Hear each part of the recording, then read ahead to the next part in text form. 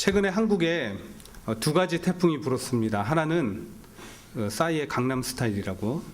네. 특별히 어디도 오신 분들 안 계시면 제가 한번 보여드리려고 했는데 자제하고요. 얼마나 인기가 대단한지 한국하고 미국을 넘어서 전 세계로 쭉쭉 뻗어나가고 있습니다. 한국 문화가 그만큼 성공을 거두고 유명해진다는 점에 있어서 이것은 좀 기분 좋은 태풍이라고 제가 표현을 하겠습니다. 근데 반대로 좋지 않은, 기분 나쁜, 유쾌하지 않은 태풍이 있습니다.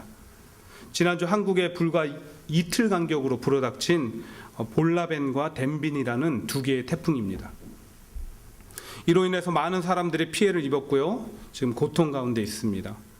저도 이제 가까운 사람들이나 또 친구들이나 지금 사진에 보면 제 이제 조카가 자기 동네에 일어났던 일을 이렇게 찍어서 제 페이스북에 올린 것을 제가 가지고 왔는데 많은 피해를 입었더라고요. 더 우려되는 것은 이제 농작물이나 또 과실에 피해가 있어서 물가 상승으로 인한 더 2차 피해, 그러니까 가난한 분들의 또 어려운 분들의 살림살이가 더욱더 어려워지는 그런 상황에 지금 놓여 있습니다. 그리고 미국도 태풍의 위협 앞에 있습니다. 자, 오늘 말씀을 시작하면서 태풍 이야기로 시작하는 것은 다른 뜻이 있어서 그런 것이 아닙니다. 여러 가지 태풍의 모습을 볼 때 저는 늘 우리 인생과 비슷하다는 생각을 갖기 때문에 그렇습니다. 태풍이 불면 인간이 믿었던 시설들, 그러니까 집이나 여러 가지 건축물들 있잖아요. 다리 같은 거. 한순간에 정말 무너질 때가 많이 있습니다. 우리 인간도 강하다고 자랑하며 살지만 한순간에 불어닥치는 삶의 문제들로 넘어질 때도 있습니다. 때론 정말 작은 것 하나 때문에 인생이 무너지는 것을 경험할 때도 있습니다. 또한 태풍은 예고 없이 찾아올 때도 많고 예상해도 그 피해 정도 규모를 측량할 수가 없습니다. 우리 인생의 어떤 문제나 환난은 예고 없이 찾아올 때가 많고요. 예상하고 준비했다고 하더라도 닥칠 때마다 정말 힘들고 어렵게 느껴질 때가 많습니다. 최근 들었던 소식 중에 저의 가슴을 가장 아프게 했던 소식은 지난 올해 2월 달이었습니다. 제가 사역하고 있는 청소년 센터에서 1박 2일로 수련회를 했었는데 그때 만났던 너무나 앳되고 마치 초등학생처럼 보이는, 교회도 저희 교회 근처에 있는 교회를 다니거든요. 이제 갓 고등학교 1학년이 된 그런 자매가 한 사람이 있었습니다. 근데 최근에 갑작스러운 교통사고로 세상을 떠났다는 것입니다. 죽은 당사자의 인생을 바라볼 때 안타까운 것이 한두 가지가 아니겠지만 남겨진 부모나 가족들이 평생 간직하고 살아가야 할 고통은 이루 말할 수 없을 것입니다. 그리고 한국에서 들려오는 묻지마 칼부림의 피해자들, 자고 있던 초등학생을 잡아가서 몹쓸 짓을 하는 그 모든 일들, 예상치 못하게 태풍처럼 당한 삶의 아픔과 고통이 아닙니까? 또 그와 반대로 열심히 여러 가지 목표를 가지고 힘차게 달려왔는데 대학 입학에 성공을 이루지 못하고 취업을 하지 못하고 원하는 결과를 얻지 못해서 절망하는 이들, 어느 날 갑자기 실업자가 되는 아버지나 어머니, 그리고 사업이 원치 않은 방향으로 흘러갈 때, 그래서 그로 인해서 근심하는 가족들을 바라보는 심정, 이 모든 것들은 예상했지만 그 피해 정도를 우리가 측량할 수 없어서 당하는 아픔과 고통이라고 말할 수 있습니다. 이처럼 우리가 살아가다 보면 원치 않은 고난이나 문제를 만나게 됩니다. 그리고 우리는 그때마다 내 인생의 모든 계획이 무너지는 듯한 경험을 하게 되고 마치 폭풍 속에 표류하는 배와 같이 자신이 어디로 가야 할지 모르는 인생의 폭풍 가운데 갇힌 것과 같은 느낌을 받게 됩니다.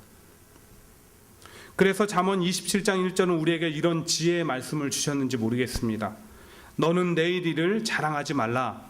하루 동안 무슨 일이 일어날지는 내가 알 수 없음이니라. 오늘 사도 바울 역시 갑작스러운 어려움을 당해서 자신의 계획에 크나큰 위기를 맞이하게 됩니다. 바울은 예수님을 만나고 난 이후에 평생을 주의 복음만을 위해서 살았습니다. 근데 마음 한 구석에 늘 소망하는 것이 있었습니다. 바로 로마에 가서 언젠가는 복음을 전하겠다는 것입니다. 근데 그 꿈이 이루어지는 지금 현장에 놓여 있습니다. 비록 남들 보기에 화려하지도 않고 남들 보기에 번듯한 모습은 아니지만 죄수의 몸으로 노마로 향해 가고 있기 때문입니다. 그런데 그때는 노마로 직행하는 배가 없었던 것으로 보입니다. 27장 1절에 보시면 바울 일행은 노마로 가기 위해서 여러 번 배를 갈아타야 했음을 우리가 볼 수 있습니다. 그러던 중 배를 갈아타기 위해서 미양이라는 곳에 머물게 되는데 그때 사람들이 기후변화 때문에 이 항해에 대해서 회의를 하게 됩니다. 바울의 의견은 무엇이었냐? 잠시 좀 머물다가 나중에 우리가 항해를 합시다 였습니다. 근데 제수의 인솔을 담당하고 있던 백부장이 있었거든요. 그 백부장은 바울의 말보다 이 선주나 선장의 말을 믿고 항해를 강행하게 됩니다. 처음 시작은 좋았어요. 마치 하늘이 돕는 듯 그들의 뜻이 맞는 듯 생각이 맞았던 것처럼 순풍이 불어 아주 순탄하게 항해를 시작했습니다. 그러나 오래가지 못했습니다. 곧 유라굴로라는 그런 큰 광풍을 만나게 됩니다. 이 유라굴로라는 말이 무슨 말이냐면 그 헬라어인데요. 유로스라는 그 동풍을 의미하는 단어하고요. 그 다음에 아길로라는 북풍을 의미하는 단어의 두 가지 합성어입니다. 그러니까 위험스러운 북동풍을 말하는 것이죠. 그 위력이 얼마나 대단한지 18절부터 20절을 보시면 선원들과 사람들이 생명의 위협을 느낌으로 배의 짐과 기구를 스스로 바다에 버려가면서 살려고 했다는 것입니다. 하지만 여러 날 동안 그 풍랑은 멈추지 않았고 그들에게 있던 모든 소망이 없어지는 그런 상황에까지 이르게 됩니다. 성경은 그 상태를 이렇게 표현합니다. 구원의 여망마저 없어졌더라. 선장이나 선원들은 나름대로 많은 항해의 경험을 가지고 있었습니다. 그리고 자신감을 가지고 항해를 시작했습니다. 또한 배에 탄 사람들은 저마다 인생의 계획을 가지고 배를 탔습니다. 하지만 갑작스러운 태풍은 그들의 모든 경험을 무가치하게 계획을 앗아가버려 이젠 생명에 대한 소망까지 잃어버리게 하고 말았던 것입니다. 그렇게 그들은 어쩌면 바다의 태풍이 아닌 인생의 폭풍 가운데 있다고 해도 과언이 아닐 것입니다.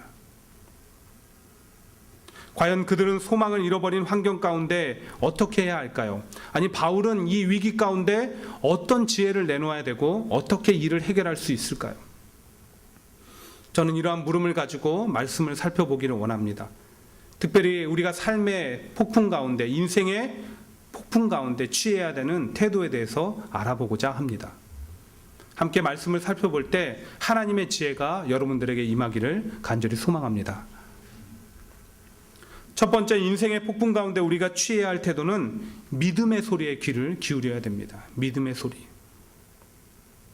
지금 바다의 폭풍이 인생의 폭풍으로 변해가는 극심한 공포는 바울에게도 동일한 것이었습니다. 왜냐하면 비록 제수의 신분이지만 평생의 꿈만 같았던 로마 제국의 복음 전파가 무산될 위기에 처해 있기 때문입니다. 게다가 더 아쉬운 것은 자신이 이 항해를 좀 미루자고 했잖아요. 그때 좀 자기 말 좀 들었으면 얼마나 안타깝겠습니까? 그는 그래서 아쉬움을 21절에서 이렇게 표현합니다. 여러 사람이 오래 먹지 못하였음에 바울이 가운데 서서 말하되 여러분이여 내 말을 듣고 글에 대해서 떠나지 아니하여 이 타격과 손상을 면하였더라면 좋을 뻔하였느니라. 하지만 바울의 위대함은 바로 이어지는 22절부터 24절 가운데 나옵니다. 우리가 그것을 함께 읽기를 원합니다. 22절부터 24절입니다. 시작. 내가 너희를 권하노니 이제는 안심하라. 너희 중 아무도 생명에는 아무런 손상이 없겠고 오직 배뿐이니라. 내가 속한 바 곧 내가 섬기는 하나님의 사자가 어젯밤에 내 곁에 서서 말하되 바울아 두려워하지 말라. 내가 가이사 앞에 서야 하겠고 또 하나님께서 나와 함께 항해하는 자를 다 내게 주셨다 하였으니. 아멘. 그는 아쉬움과 후회만을 사람들에게 말하지 않고 바로 안심하라며 모든 것들이 무사할 것을 선포합니다. 그러면서 그가 그 근거로 제시한 것은 바로 하나님의 사자가 들려준 바울아 두려워하지 말라. 바울아 두려워하지 말라. 그렇게 시작되는 말씀이었습니다. 이것이 우리에게 보여주는 것은 분명합니다. 사람들은 생명의 위협을 느끼는 극한 상황 앞에 여러 가지 말을 했을 것입니다.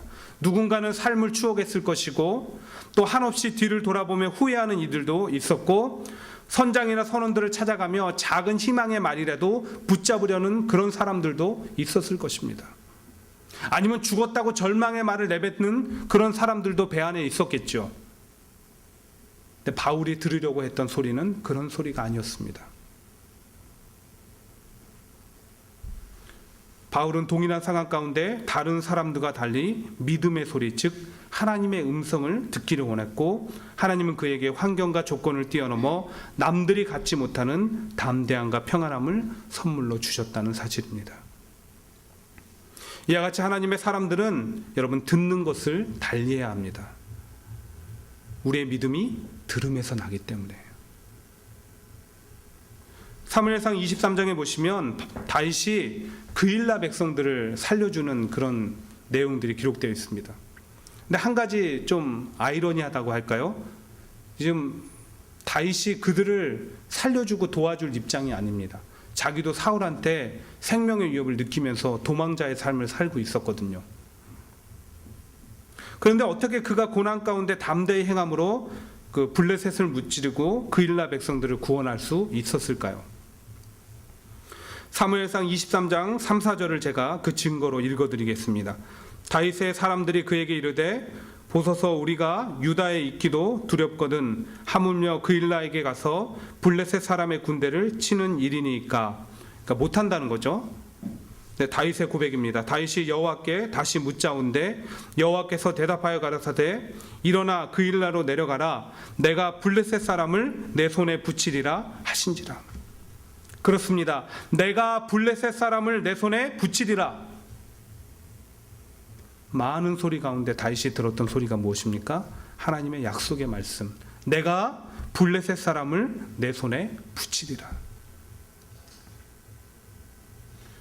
다윗은 극심한 고통과 위기 가운데서 사람의 소리가 아닌 하나님의 음성에 귀를 기울이고 그 음성을 듣고 믿고 행하였기에 자신의 생명뿐만 아니라 다른 이의 생명까지도 살릴 수 있는 그런 구원 역사에 동참하게 되었던 것입니다.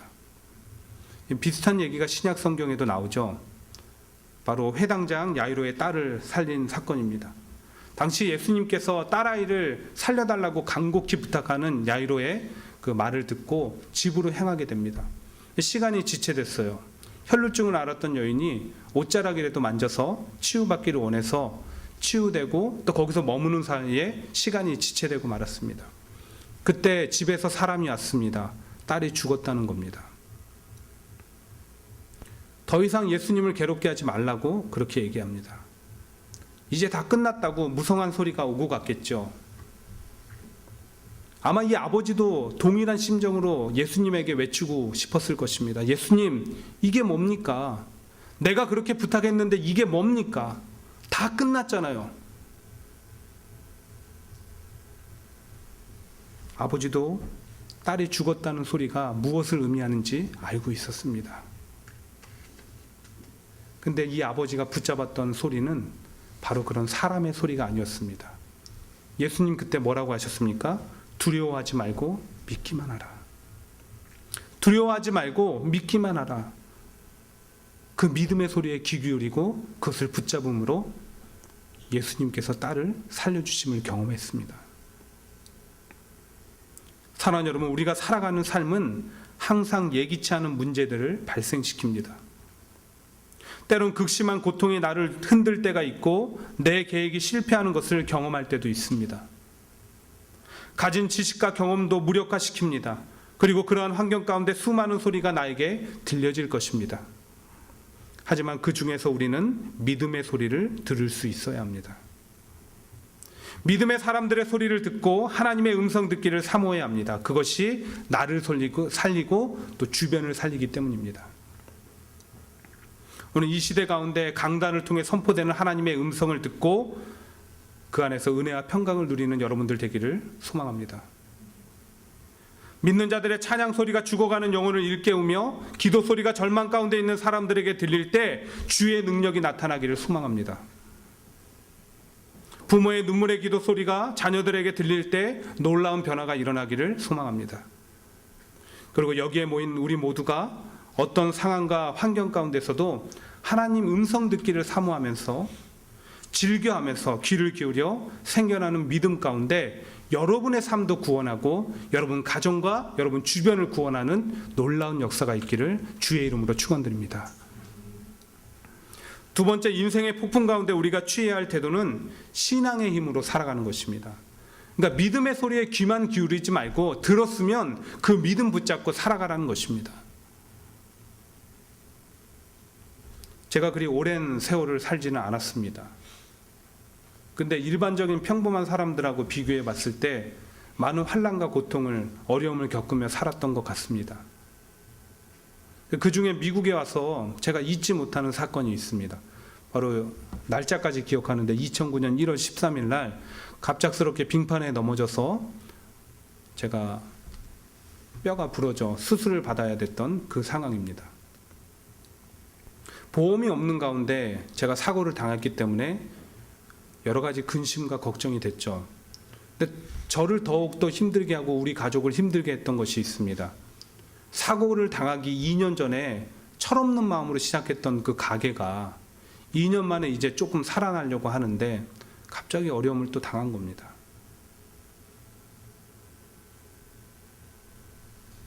그렇게 병원에서 퇴원하고 몇 주간 누워 있는데 몸만큼 마음의 고통이 저를 더욱더 견디기 힘들게 만들었습니다.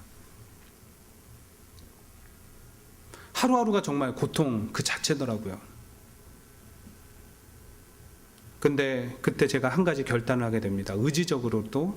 의지적이라도 믿음의 소리에 좀 귀를 기울여 보자.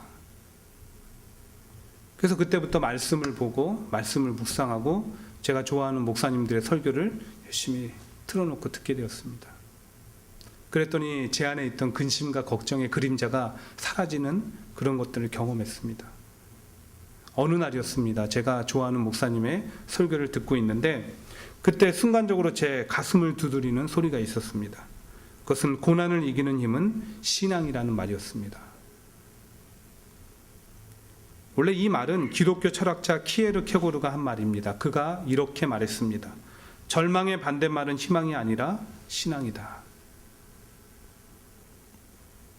여러분, 이 시대가 어렵고 힘들다 보니까 여기저기서 희망을 노래합니다. 교회도 마찬가지입니다. 하지만 우리가 이 세상과 다른 것은요, 우리는 희망으로 살아가는 것이 아니라 하나님을 믿는 그 믿음 안에서 살아가는 것이라는 겁니다.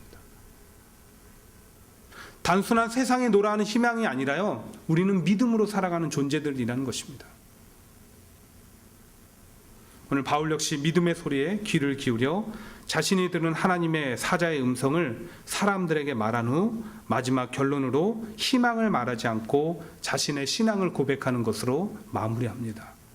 우리 25절 말씀을 같이 읽어보겠습니다. 25절입니다. 시작. 그러므로 여러분이여 안심하라. 나는 내게 말씀하신 그대로 되리라고 하나님을 믿노라. 바울은 고난과 절망 가운데 희망으로 살아간 사람이 아니라 신앙으로 살아간 위대한 믿음의 사람이었습니다. 우리 인생이 이와 동일하게 되기를 소망합니다. 훗날 우리가 이 세상을 떠나도 믿음과 신앙의 힘으로 살아간 사람이라 여겨지는 인생들이 되기를 축복합니다. 1930년 초 미국의 심각한 대공황을 겪고 있을 때의 일입니다. 어느 날 클레어 린스 목사님께서 공장이 밀집된 그런 한 흑인 교회를 방문하게 되었습니다. 그 교회 신자들은 대부분 극빈자였고요. 당시 상황이 60%가 실직을 당한 상태였습니다. 그 안에서 드려지는 예배였어요. 생각해 보세요. 다 극빈자이고 60%는 실직자들이 교회에 모여 있습니다. 어떤 이미지가 떠오릅니까? 절망. 그런데 교인이 부르는 찬송은 힘과 희망으로 넘쳐났습니다. 그들의 표정에는 절망의 빛을 찾을 수 없었습니다.